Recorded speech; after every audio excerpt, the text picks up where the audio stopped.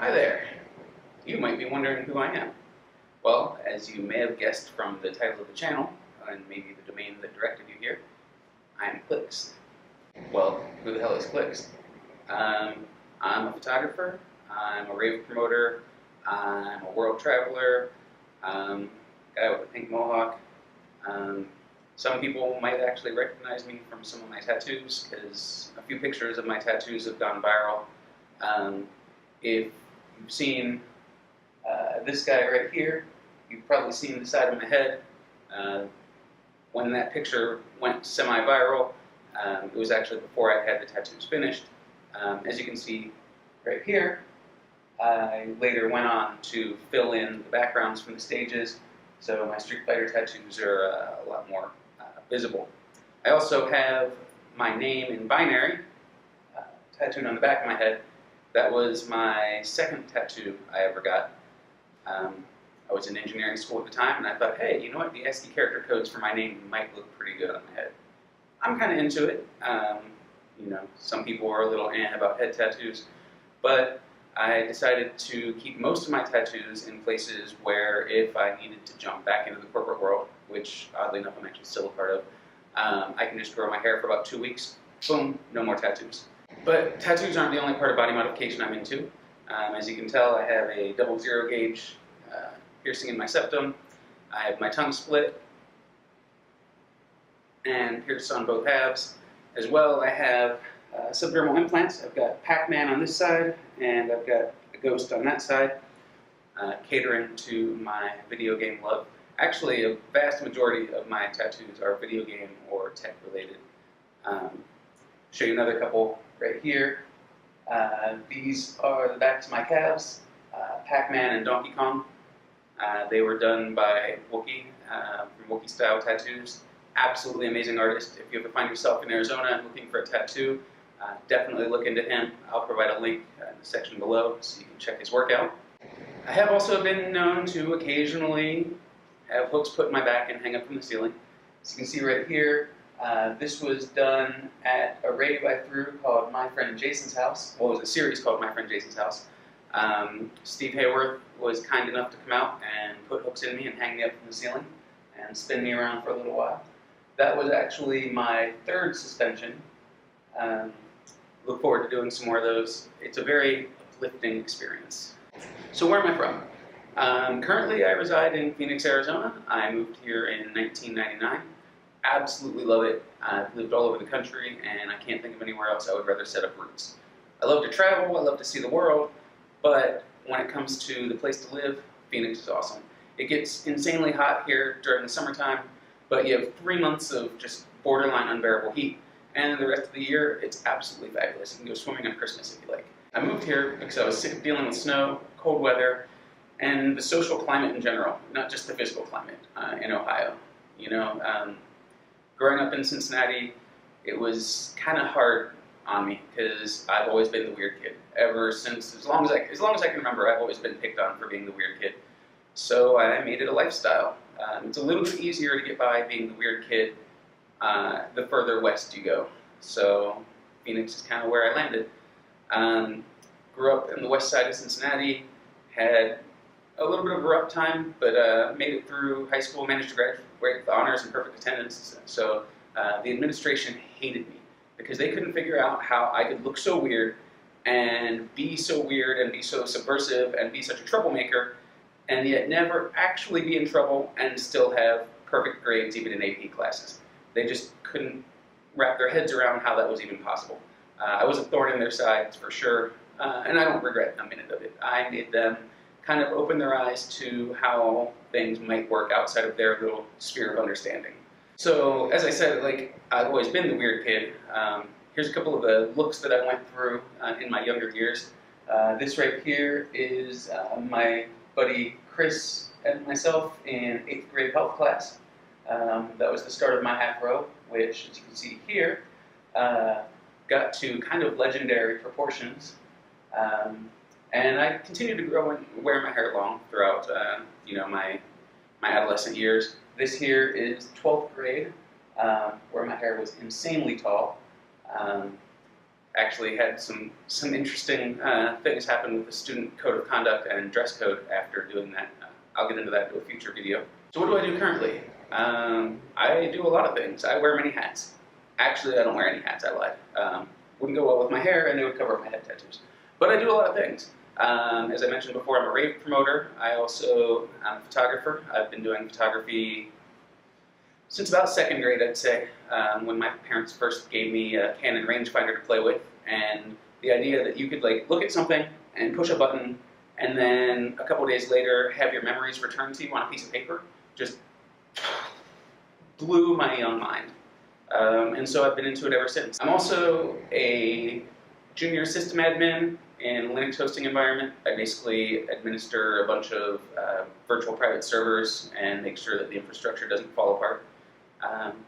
It's kind of boring, but I get to work from home, which is awesome. So when there isn't anything going on or the network isn't falling apart, I can focus on editing my other photos, working on videos, promoting my events, things like that.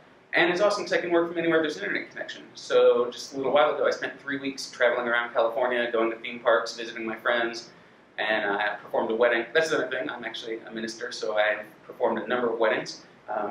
Check out right here. This was my most recent one. It was really awesome because it was for my buddies Vanessa and Legendary, and Legendary's family is a little bit conservative, so it was a little interesting meeting them. I mean, they'd already been kind of broken in by Vanessa and Legendary having colorful hair. I don't think they expected the officiant to have a big nose ring and a pink mohawk, but you know, it is what it is. And the ceremony was actually pretty fabulous. They allowed me to be a little comedic with it, so the family, I think, actually enjoyed that. And it was cool meeting everybody. What else do I do? I'm a photographer, Linux admin, wedding officiant. I'm a rave promoter. If you've been to Kindergarten Rave, Bubble Bobble, My Friend Jason's House, Lingerave, there's a series of parties that I've done in Phoenix. Now, the two I focus on mostly are Lingerave and Bubble Bobble, but I'll probably have a couple of more, you know, in the works. So what will you see on this channel? As I mentioned, I'm a rave promoter, so you'll see a lot of stuff from the electronic music scene. I've been known to travel around and go to festivals, so you'll see festival reviews, maybe the occasional live stream from a festival or a rave, lots of rave photos, interviews with DJs and producers, interviews with other rave promoters, probably some promotion here and there, maybe the after video occasionally from some of my raves. But electronic music isn't all that I'm into. As evidenced by my shirt here, I'm a major Die Antwoord fan. The first time I ever got to see them was in France, which was awesome. But I'm also into a lot of kind of older hip-hop. Like, I actually booked Cool Keith for one of my raves, which surprised a lot of people. A lot of people in Arizona were like, oh, there's no place for hip-hop at a rave. And I just had to show them this flyer from one of my favorite raves I've ever been to ever in Ohio in 1999, and Run DMC was performing. So if you could see an act like Run DMC at a rave in 1999, I'm pretty sure there's probably still room for hip-hop at raves. Travel stuff. I travel extensively. Most of my travels so far outside of the United States have been Eurocentric. I've done France, Switzerland, Spain, Northern Italy. I've also traveled through Canada and Mexico and all over the US. I'd like to branch out some more, so you'll see travel updates whenever I'm on the road. You'll hear me talk about theme parks a great deal. I am obsessed with roller coasters and theme parks. I currently have annual passes for Six Flags, Disneyland. I didn't renew my Disney World pass this year. I usually do the Premier Pass so I can do Disneyland and Disney World, but my travel plans don't really include Florida this year, so I just went with the Disneyland pass. I also have a pass to the Phoenix Zoo. I absolutely love animals, so I go to as many zoos and animal sanctuaries as possible. But I am wholly obsessed with roller coasters. Where I grew up in Cincinnati was right next to Kings Island, and they actually have one of my favorite roller coasters of all time, the Beast, which, since its building, has been the world's longest wooden roller coaster. So you'll definitely see some theme park reviews, roller coaster reviews, some on-ride videos, stuff like that.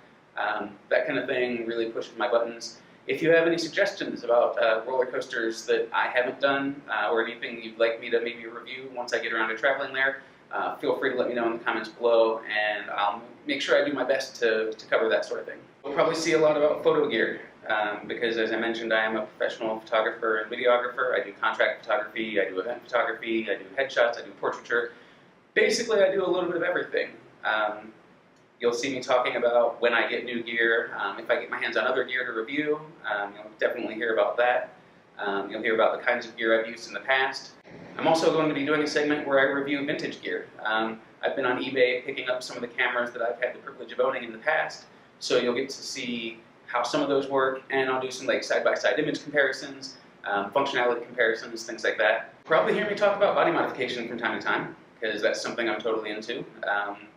Maybe interviewing some other people who are into the bod mod scene, showing off some other people's modifications, and showing off the future stuff that I have.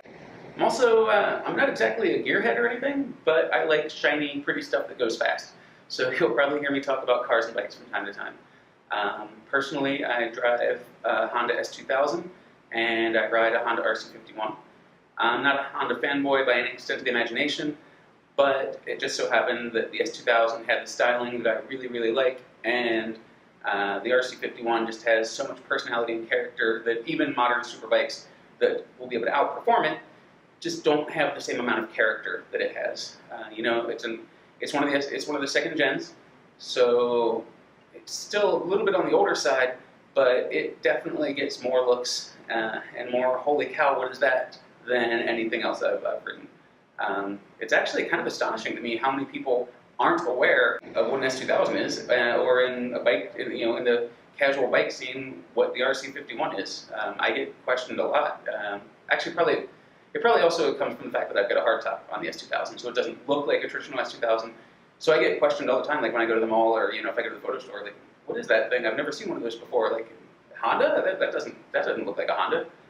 So maybe that's kind of why I enjoy those two, because they're completely atypical of their manufacturer. Kind of like I'm rather atypical of my manufacturer. Stuff about local and small businesses. One of my favorite things to do is support small and independent business owners. Things like reviews on local restaurants, maybe some tips about what to do if you're in Phoenix or any of the other places I happen to go and you're looking for something to do. You know, somewhere you want to take your family if they're in to visit, something like that. So I'll be showing and reviewing all kinds of fun stuff to do like that in the Phoenix metro area, as well as all throughout Arizona and I guess anywhere else I happen to go. Probably see a little bit of stuff about fashion here and there. I am not super fashion aware. Basically everything that I own is a t-shirt of some sort, and this is actually the least colorful t-shirt you'll ever see me in. I love fluorescent colors, and a vast majority of my pants are these camouflage but neon colored, so not exactly camouflage pants. I've got like bright greens and blues and pinks and purples and basically any color you can imagine. I love neon camo cargo shorts. I also have a pretty extensive collection of vintage rave pants. I have a ton of kickwear and stuff from the 90s that just still push my buttons. As I mentioned, I do technology professionally, so you'll probably hear me talk about some tech stuff from time to time. I try not to talk about it too much because nobody really likes talking about what they do for work all that much. So I might touch on some stuff here and there, or if I get some new gear, you know, I'll talk about it, review it, share my feelings on it. I am a Macintosh user. I live in the Apple ecosystem. Probably going to get some hate from that from time to time, but we'll be reviewing some Apple gear. For me, it makes sense. I'm a creative professional. I do photography, I do videography, but I'm also an admin, and I work extensively in a Unix environment. So Mac OS X works perfectly for me because it is an actual Unix operating system with real Unix tools, and it has the ability to run all of the creative applications I need, like Final Cut, Photoshop, Lightroom. So I can do everything in one machine. It's doable in the Windows environment, but it doesn't feel right. It just, I mean, you know, you can do SIGWin and all that other stuff, but something just does not feel right about doing like admin stuff and networking stuff in the Windows environment, and it just doesn't flow as well. So that's my piece on that, and I try not to be overly political. So probably Apple hardware versus PC hardware, and you know, photo gear is probably about the most divisive things you'll hear me talk about. Lastly, I'm a bit of a Francophile. I'm pretty obsessed with French culture and the French language. I took French for 5 years, from 8th through 12th grade, and then did a little bit in college. So I'm pretty fluent French speaker. I've gotten by perfectly every time that I've gone to France. Alors, si tu parles français, tu peux parler avec moi, nous pouvons pratiquer. Ici à Arizona, il n'y a personne qui parle français, alors j'ai oublié quelques mots. Donc, je dois parler avec les gens français toujours. So that about sums me up and a little bit of my history and also what you'll be seeing on the channel. I'd recorded a whole bunch of content for the channel before I actually did this video. I came up with the idea and just started taking some of my gear around and recording stuff whenever I had the opportunity. And then I decided, wait, before I put all this stuff onto a channel, I should probably give people an idea about who it is they're watching and what they're going to see. So this is my intro video. Kind of slapped it together in a hurry in my living room, so hopefully it looks okay. If you think I might be interesting, pretty please feel free to mash that subscribe button. If there's anything you think I might be cool to hear talk about, or if there's anything about me that you'd like to know about, also feel free to let me know in the comments. I'm going to do my best to engage with you guys as often as possible. So for now, I am the guy with the insane goatee, I am the guy with the big nose ring, the guy with Street Fighter tattoos on his head, the guy with the pink mohawk, and most importantly of all, I am Clicks.